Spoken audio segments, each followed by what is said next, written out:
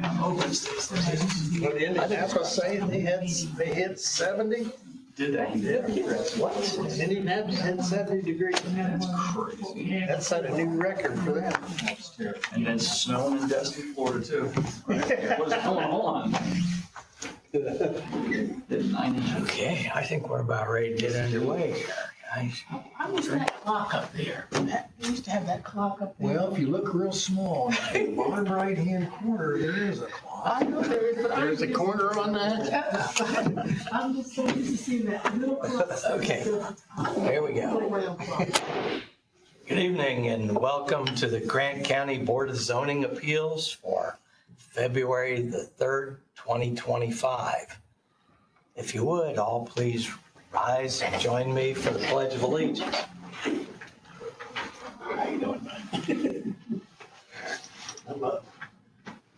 I pledge allegiance to the flag of the United States of America and to the republic for which it stands, one nation, under God, indivisible, with liberty and justice for all.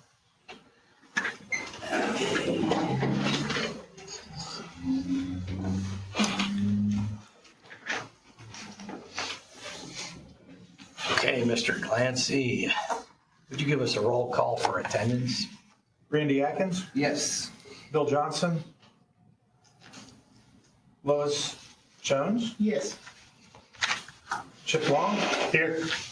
John Pearson, Here. Daniel Young, Here. Ed Hartman. Here. Thank you. Okay, at this time, I'd like to introduce a new member of our office who is currently fulfilling the Executive Administrative Assistant position. His name is Todd Glancy. He comes to us with a wealth of knowledge that he has gained over a very good career. And I would like to give a few minutes to him to introduce himself, if he pleases. I grew up in Blackford County and I'm a longtime resident of Grant County.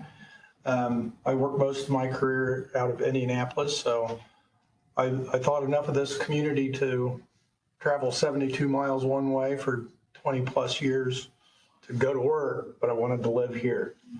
And now I've found myself with an opportunity to serve the community, and that's in short what I am doing.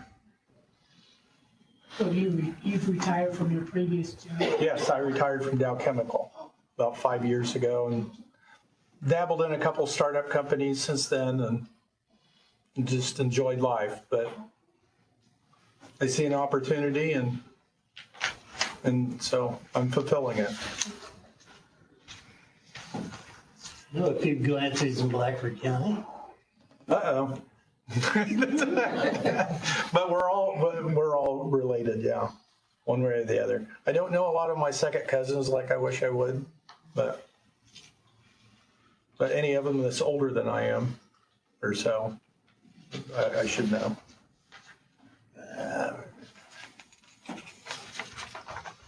Welcome.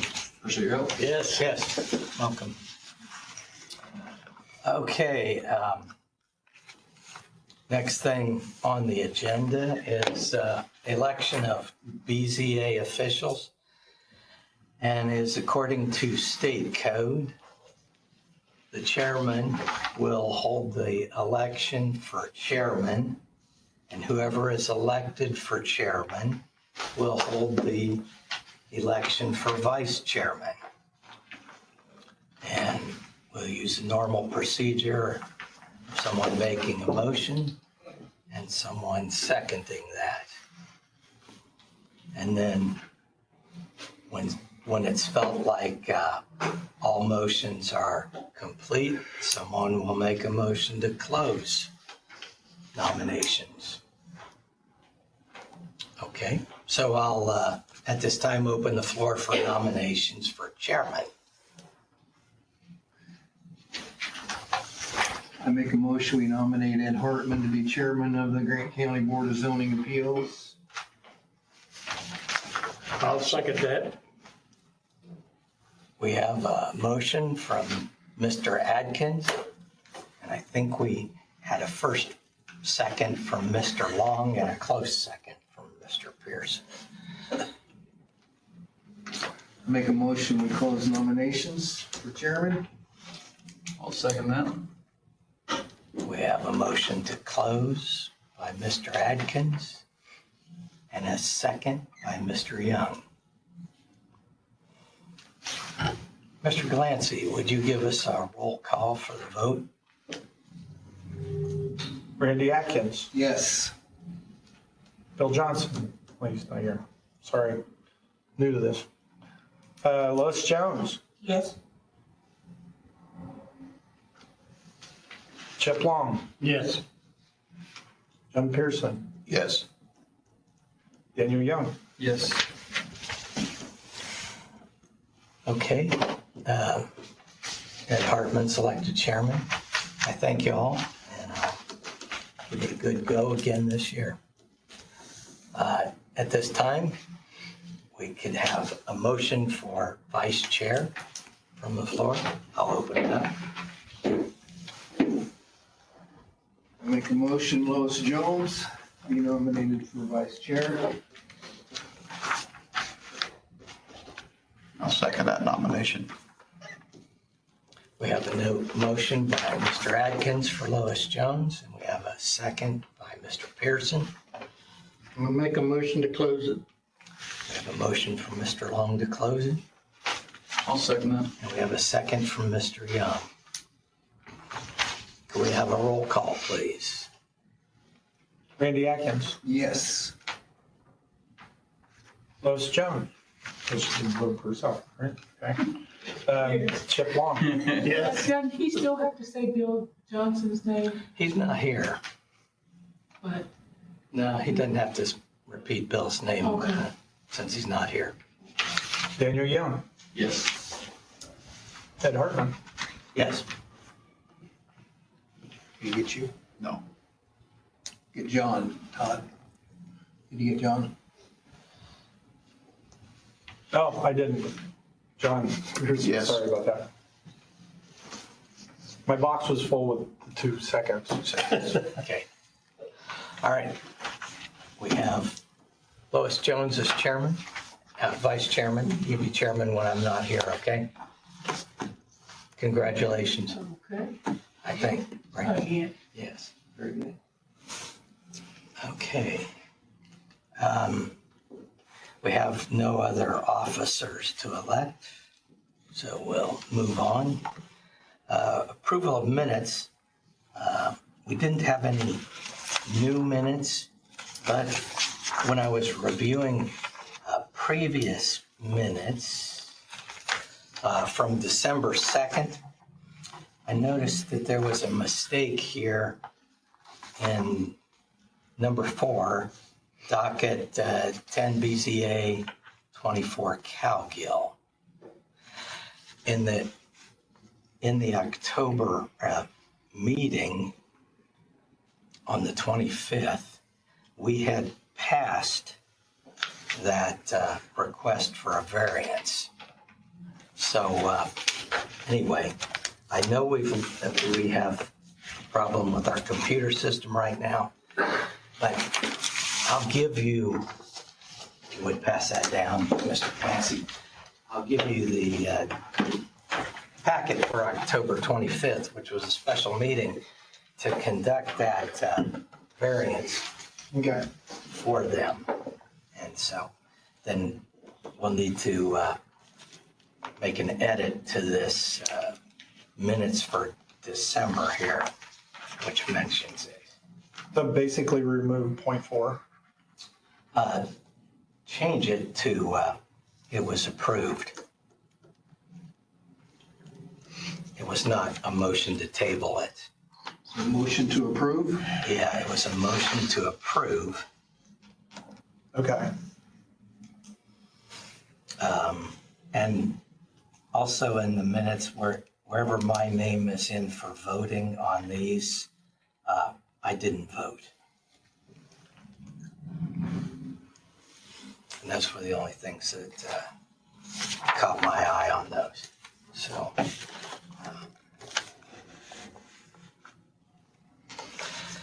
So when those changes are made next month, we should approve those minutes.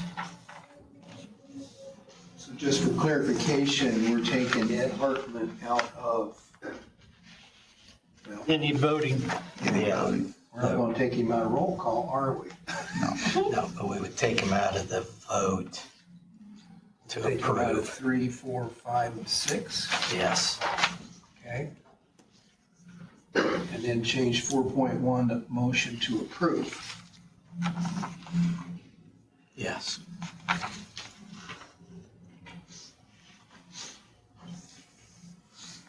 Do we dare adopt these with those changes made? Or do you want it to come back? I'd like to have it come back so we can do it and then I'll sign it. I agree. I need the scrutiny and the practice, so I agree. And you're gonna get lots of practice. Not on this, but other things.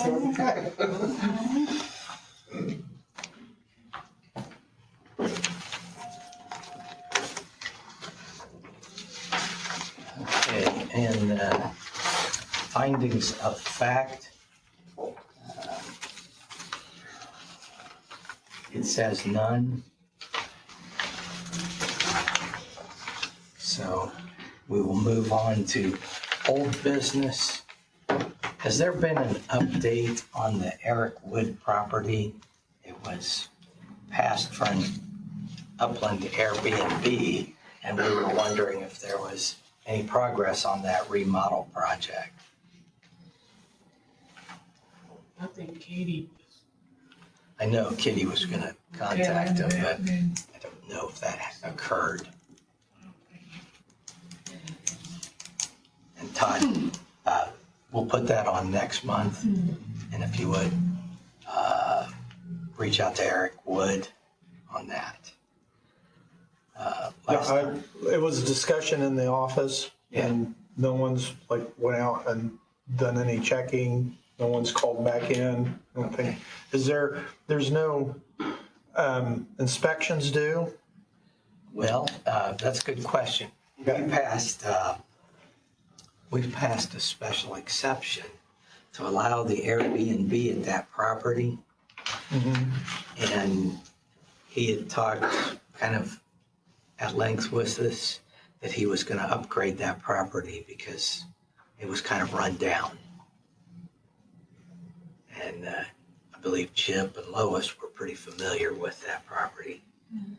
And so, anyway, it's not that he's in any violation at this point. We were just curious, actually. just want an update. on Yeah, what's just going kind of on. an update if he's actually pulled a building permit to remodel it. And if he's actually started, or what his plans are.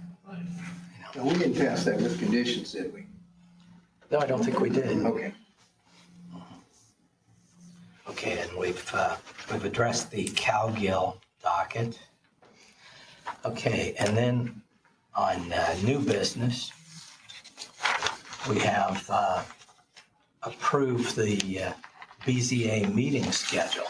Did you each get one here? Okay, now. This is the schedule that we put on the website, plus we deliver it to the newspaper so that they know when our meetings are. And here, I'll give you this form that it was in last year. And the cutoff date to file a petition for a variance or special exception is 3 weeks before the meeting. So if you can just put it into that form and put it out there on the website, that'll be taken care of.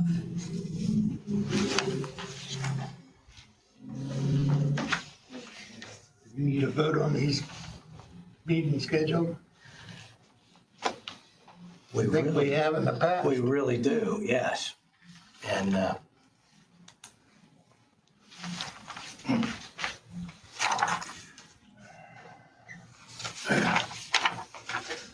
And I assume all these are the first Mondays.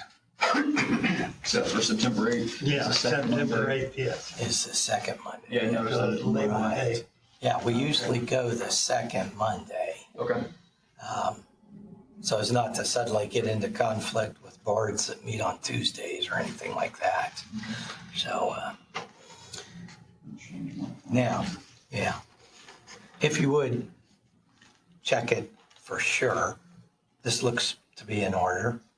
But as you notice on last year's schedule, at the end of the year, we had the wrong dates, but nobody noticed. So.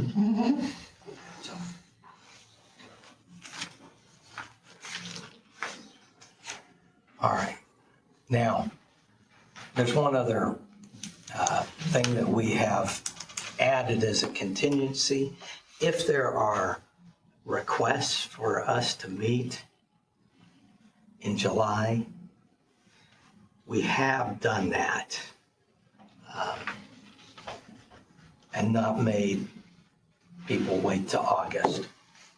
But if it's, you know, if everybody can get theirs in for the June meeting, or if waiting to July is not serious, we take July off. So.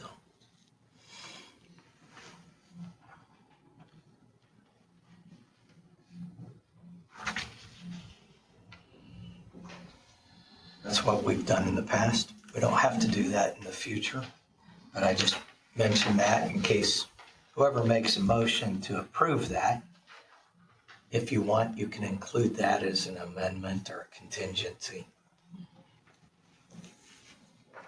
So this time, I'll take a motion if someone would like to make one for this schedule. I have to make a motion to have the schedule as written, but for the month of July, they'll have a special meeting, that need to have a special meeting, we'll do that. Otherwise, we're off. I have a motion from Mrs. Jones. Do we have a second? I'll second that.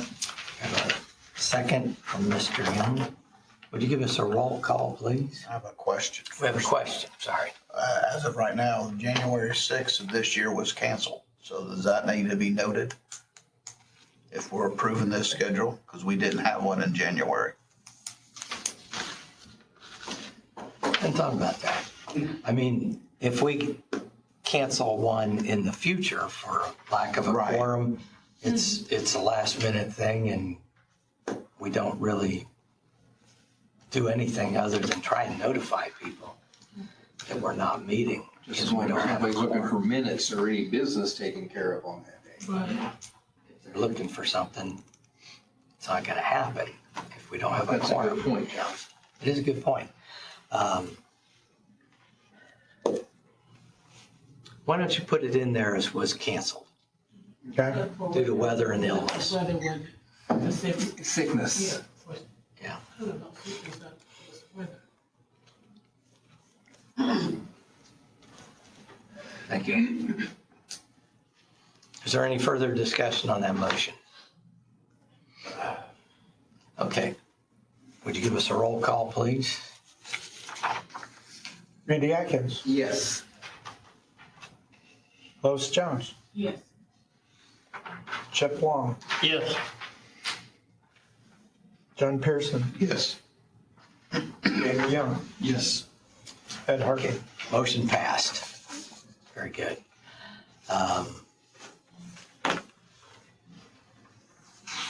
That concludes our business, except for we were going to review possible amendments to the zoning table. And so we have the zoning table here. Pass out. Take one.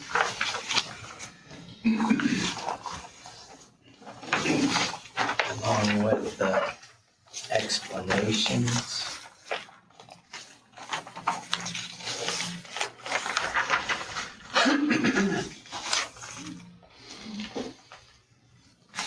Okay, now, since you haven't had this to study previously, I don't think we'll make any decisions tonight, but that we'll look it over and talk over any recommendations.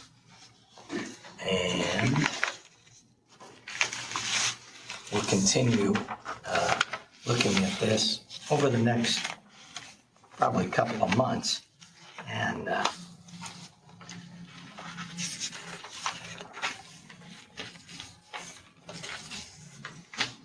May I make a comment? yes, sir. So the zoning table is not included in the electronic version that's on the website for the public. I just want to make that noted. If anyone wants a copy of that from the public, they can call the office and we'll take care of it. But all I have access to at this time is a hard copy of that table. Okay, and at some point, we'll get it on there with the area-wide zoning ordinance. And we'll include it with that. So there is a place that says area-wide the zoning ordinance, but Yeah, when you go to the page where this is supposed to be, it says, go to that appendix, and it's not on there electronically. I just wanted to let the public know. okay. I was So able to find it a few months ago. That changed. you found it a few months ago? Yeah, we talked about it in Jonesboro. We were talking about an ordinance. Let me see if I can find it again. Okay. I thought it was somewhere. Okay. All right. So Ed, can you give us, in that first category, second category, actually, landscape category, I don't see where it gives us an index on what A, B, C, D actually means. Can you? I would like to explain that, but I don't know it. You don't know what that means? I don't know that. I've looked at that myself, and I haven't come up with something that corresponds with that. David, do you know? It's probably in the area-wide zoning I don't ordinance. have what you're talking about. I haven't seen it. Oh, okay. Let's, An extra copy? Sorry, one copy off. I gather that's probably the computer issue you told me about earlier. Oh, okay. Normally I get a packet with everything in it, but I'm assuming because of the computer problems, that's why I didn't get it. Thank you, sir. What are you talking about? Well, yeah, the table I just found today. Okay. And nothing I'm seeing is This category is table, I don't know what these A's and these D's and these C's. I know that. Oh, okay. That's mobile homes. okay, because there's no MH on this. Yeah. It's just under Right out there, yeah. plan. Yeah. make it a little easier. Yeah, probably. Okay. So maybe there's another link that's bad. Yeah, This one well, is. if you go into the whole ordinance. I'm betting it's you get to where it's for, supposed it's to in be the ordinance, I'm sure. Okay, yeah. Okay, so that link is broken, but it is there. Yeah, there's no link from that to that. Okay. Okay, thank you. Yeah. Thank you. Okay. All right. When you look at the table here, maybe on your second page, you get to the Bs. The first page should start in the As. I noticed that it has bed and breakfast, and it has special exception needed in ag and RS for residential suburban. And then it skips R1, R2, and goes to R3, continues on until the local business district. And then it's got 3 X's in local and central core and general business. And those X's mean it's permitted in those zones by right. And then wherever it's blank, moving on into I1, 2, and 3, and mobile home, it is not permitted. So when you see a blank, blank's not permitted, S special exception, X is permitted by right. Now, I kind of thought bed and breakfast might be one that we research a little bit, because I think the state made a change as far as Airbnbs and bed and breakfast as to what is allowed and what it's not. So that's one that we'll have to further research and see if we need to make a change in there. And what's a central core? Central core is that is your downtown of a town. And different accommodations can apply in the downtown. And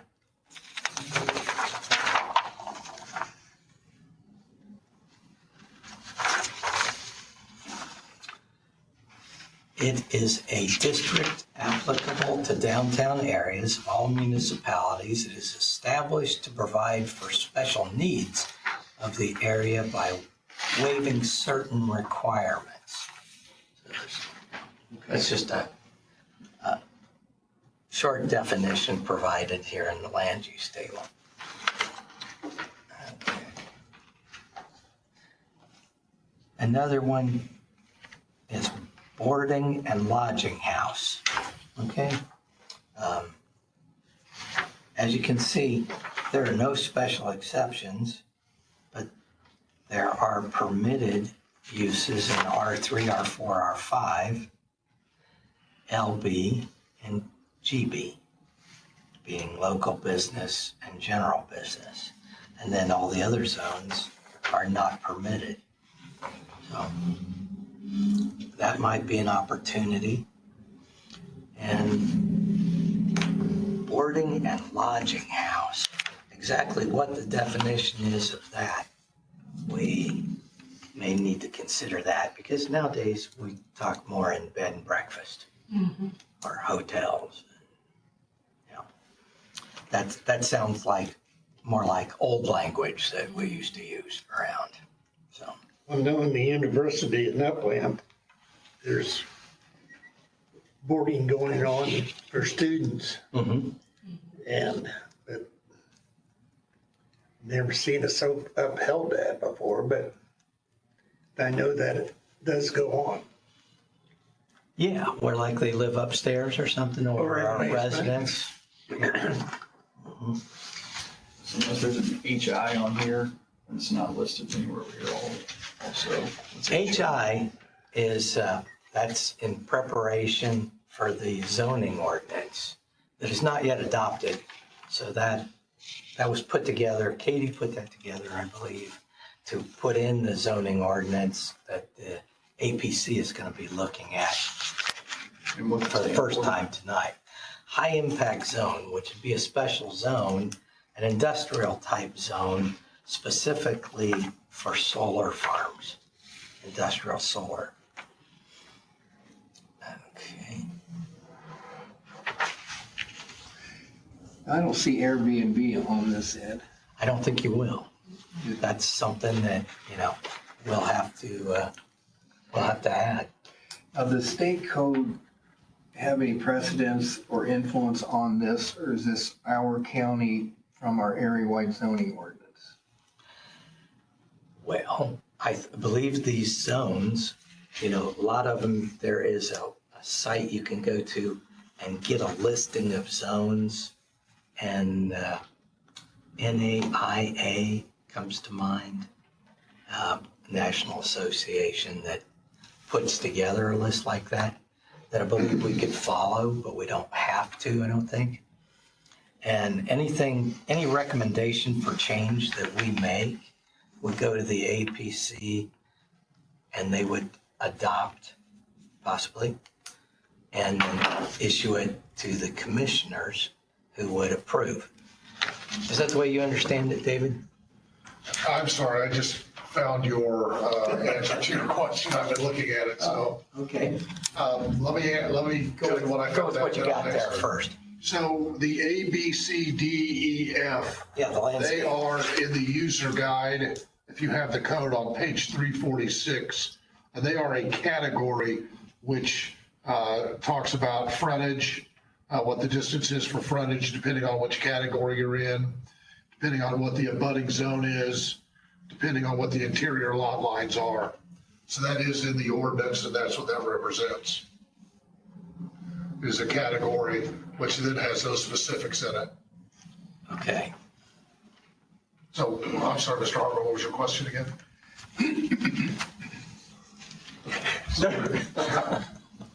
Well, I think the question was Randy's, Yes. and it was actually on where does this list kind of come from, and can we make changes to it? Is it driven by Indiana code? Yes. What we have here is years of planning from starting with a master plan, which we're going to be reviewing shortly. And this is what comes out of it. I'm sure they start with this and make adjustments to it. And then whatever adjustments are recommended to APC would then vote on those. And then the ordinance would have to be prepared to amend the code, because this is all in the code, the local code. Does that answer your question? Yes. And the chain would be to go to the APC and then to the And then to the commissioners commissioners, for correct. them to Right. approve or amend or Right. reject. Okay. All right.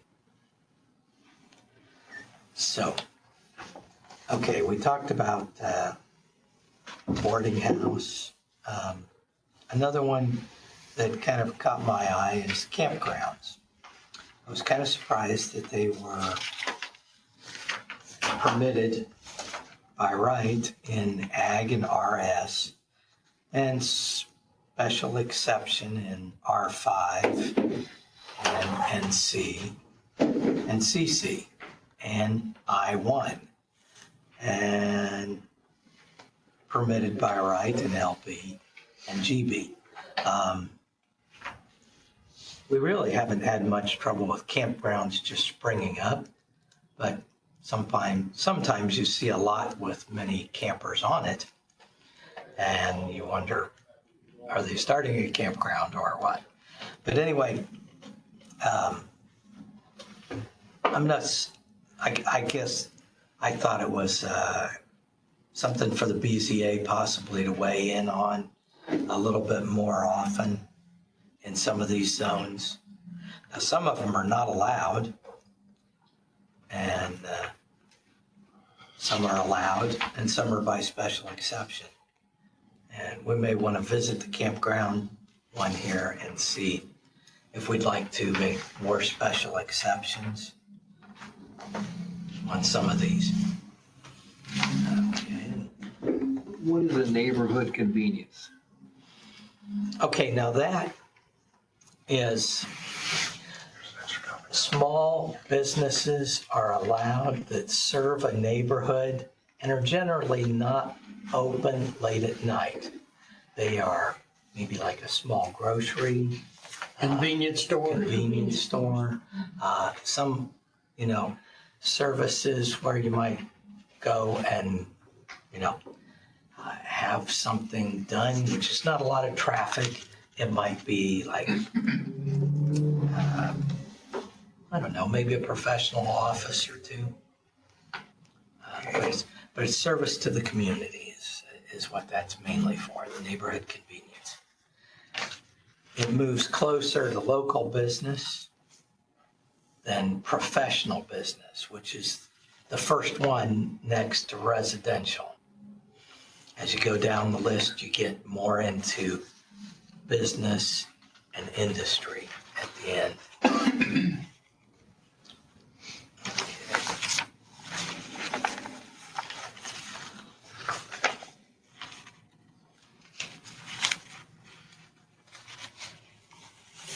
So, anyway, you get the idea of kind of where I want to go.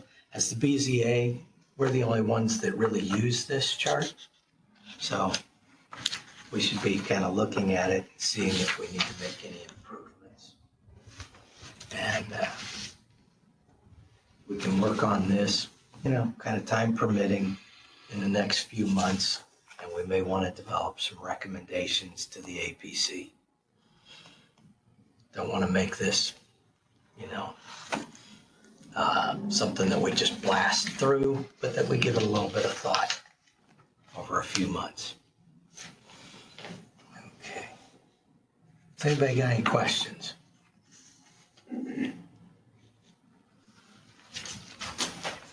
Okay.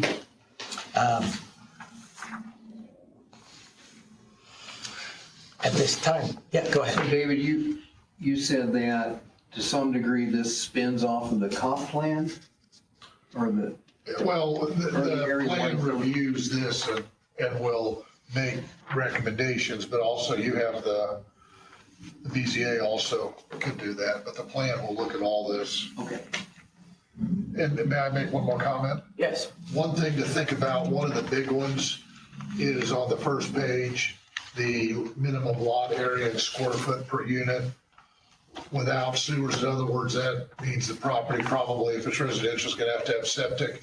It has always been 1 acre, which I think 43,560 square feet is an acre. I won't swear to that. You're on, He's right. you're on. That is something to think about, whether maybe you want that a little bigger, a little smaller. Maybe that's the right number, but that comes up a lot in discussion in the health department Yeah, with septic. because they have to approve it. Now, can the health department make a special exception to that if the owner petitions for that? I do not. They could go through the review process, but that happens very infrequently on anything. In fact, I'm not familiar with it ever happening under an acre. Okay. Now, in the homes, which you'll see in the unincorporated areas, especially right around Marion, when those homes were built before this was in place, you will see that a lot. And the problem is when the leach field goes bad, then there's no other land to put a leach field in. So it puts the homeowner in a bad spot. But at some point, I don't know exactly when this was passed, but since then, it has definitely helped to stop that from happening. Would it be safe to say that the new modern mound septic systems and so forth take less land mass than what the old fingered leach fields do? They absolutely do, and with technology improving that,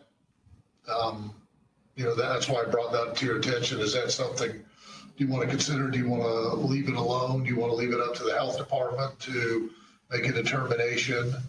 I just know that's something that's talked about quite a bit. And Raymond, is it true that soil type and permeability has something to do with what type of septic system has to go in? Absolutely. So if we do something to change that, we sure want to take that land or that soil type permeability factor into it. Before a septic's put in, they have to have a soil test That'd done. fall under the health department, wouldn't it? It does. Yes.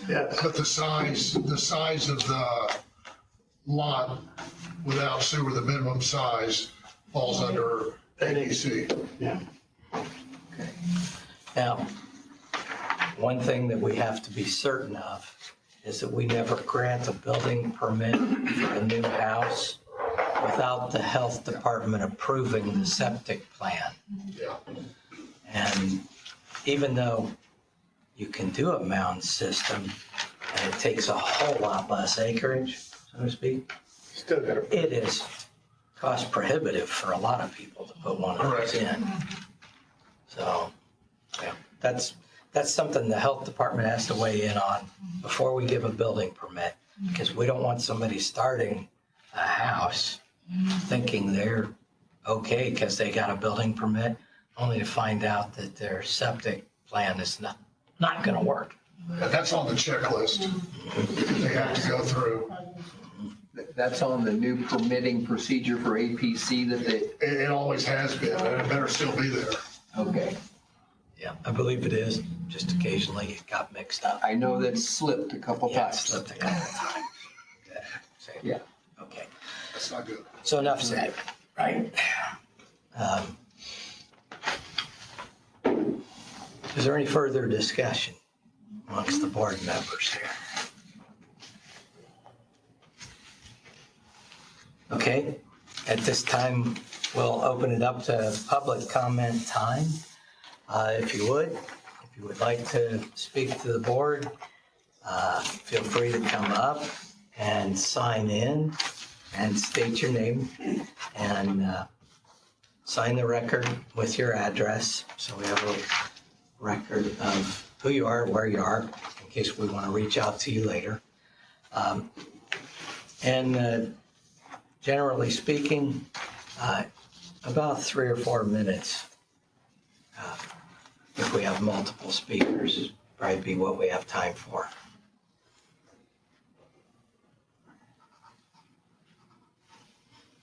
Mr. Schultz? I don't see a sign-in sheet. I'm Clayton Schultz from Jonesboro. Since you were talking about zoning table changes, came to our attention in Jonesboro that chickens are not allowed in R1, R2, or R3, but there are several towns, part of the area plan agreement, that currently allow chickens that are strictly R1, R2, and R3. So I think it's fine if towns and cities don't want to allow it. I think that should be up to the legislation of that town. I mean, Jonesboro voted it down, but I'm almost certain Sweetser allows them. I think Upland allows them. No. No, they don't? Okay, well, then it might not be enforced. But there's at least one other town that I recall talking to, but I'm positive Sweetser does. So I don't know what that looks like, but if you're looking at corrections to be made one way or the other, or what to enforce or not enforce, that you might want to consider that. Okay, so any amendments that we might make, we need to take them out to the towns, and they would have the option to opt out. And you would see that listed in the area-wide zoning ordinance. Under that amendment, it might say something like Matthews and Upland only, or Fairmount opted out, something to that nature. You might see those in the area-wide zoning ordinance on particular passages.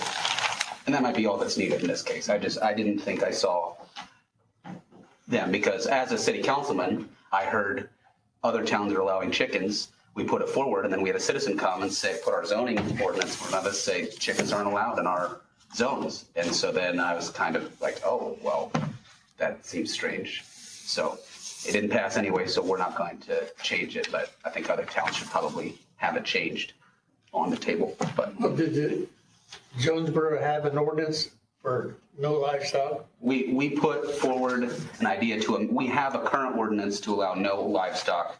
There was a discussion to include a certain number of chickens, but that failed.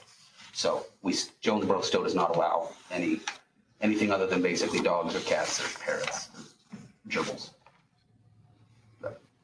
Gerbils? Just dogs. Gerbils. No, less than 20 gerbils, I think.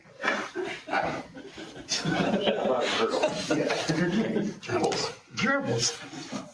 My favorite pet. Sign in here. Good evening. Yeah, that's what we, yeah, good March.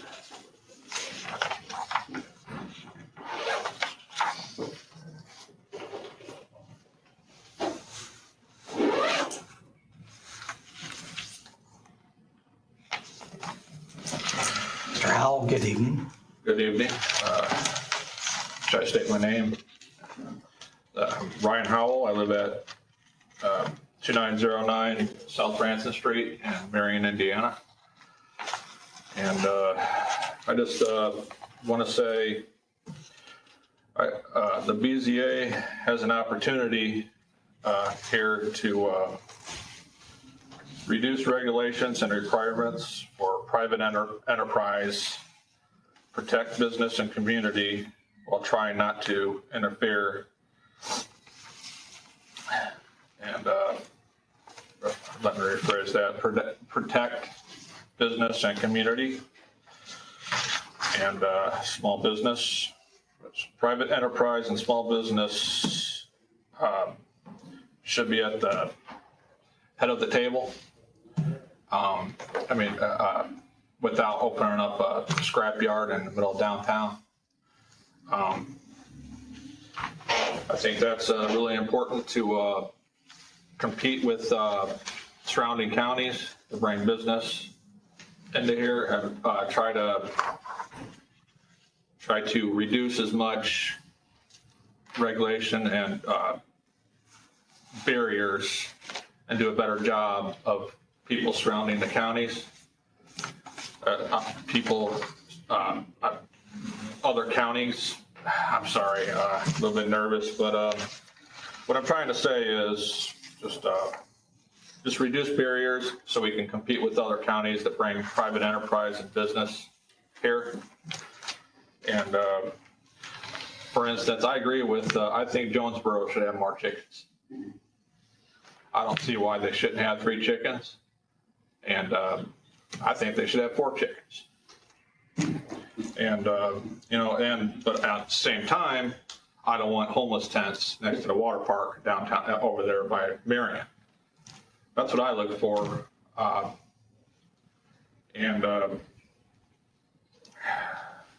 It's just, I like to see small businesses and hardworking entrepreneurs to be put at the head of the table. Always be put at the head of the table. We represent, that's what we represent. And it'll make things a lot more exciting for the community and area. Just cut regulations as much as possible without interfering or without opening up a nuclear plant next door. That's all right. Well, hey, thanks for all you guys do. Thanks for your service. Thank you, sir. Easier next time. Getting nervous. Mr. Duke, how are you? Oh, really? All right tonight, gentlemen and ladies.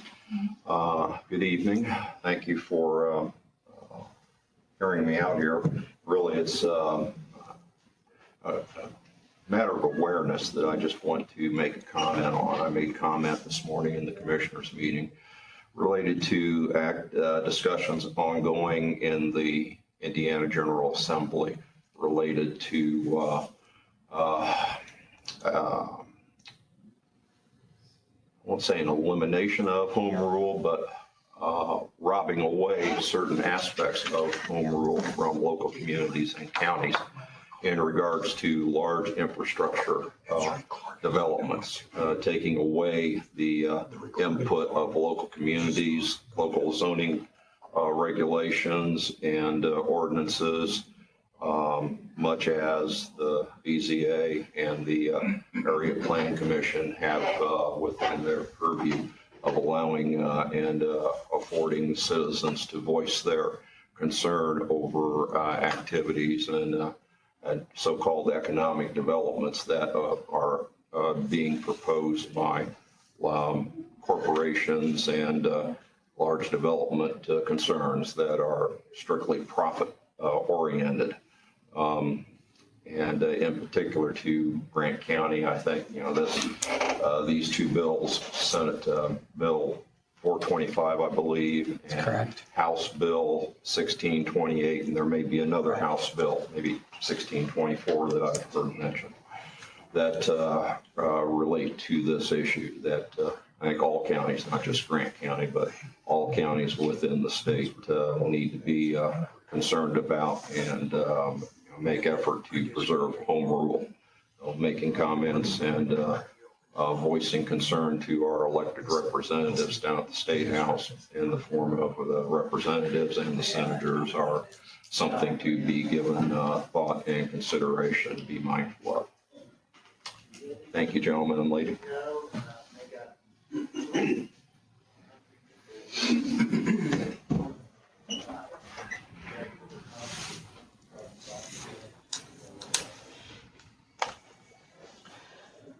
Is there anyone else who'd like to speak?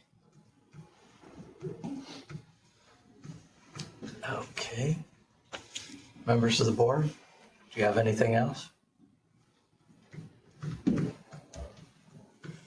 If not, I'd entertain a motion to adjourn. I make a motion, we adjourn. Randy Atkins makes a motion to adjourn. All in favor, say aye. Aye. Good evening. Take care on your way home.